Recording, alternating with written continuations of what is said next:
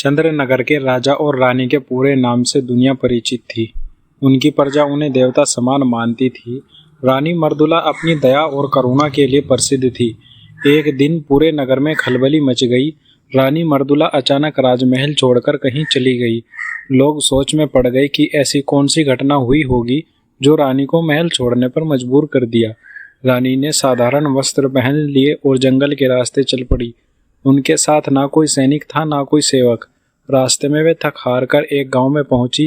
भूख और प्यास से बेहाल रानी ने एक गरीब किसान से खाने के लिए रोटी मांगी।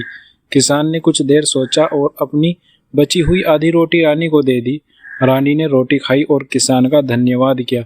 किसान ने पूछा, आप कौन है और जंगल में अकेली क्यों घूम रही है? रानी ने बस इतना कहा, मैं एक यात्री हूँ, अपना रास्ता ढूंढ रही हूँ।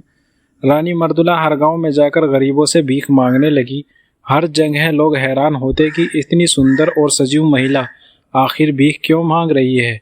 जो भी उनसे पूछता रानी बस मुस्कुराकर कहती, यह मेरा व्रत है। उधर चंद्रनगर के महल में राजा अधीर हो गए थे।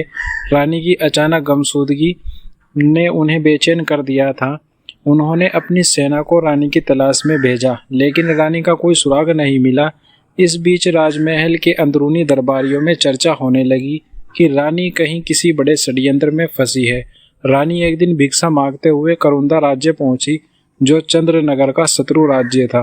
वहां उन्हें पता चला कि राजा भानु प्रताप चंद्रनगर पर हमला करने की योजना बना रहा है। रानी समझ गई कि यह उनकी परीक्षा का समय है। उन्होंने भानु प्रताप के महल में एक साधारण महिला की तरह प्रवेश किया और एक दासी के रूप में काम करने लगी। रानी का असली उद्देश्य अब साफ हो गया था।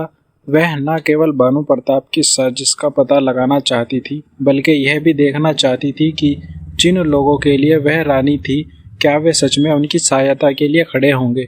एक रात जब भानु प्रताप की सेना चंद्रनगर पर हमला करने की योजना बना रही थी, रानी ने अपनी चतुराई से संदेश भेजकर चंद्रनगर के सैनिकों को सतर्क कर दिया।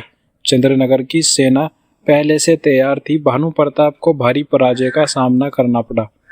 जब रानी चंद्रनगर लौटकर आई तो उन्होंने राजा और प्रजा के सामने अपनी यात्रा का उद्देश्य बताया।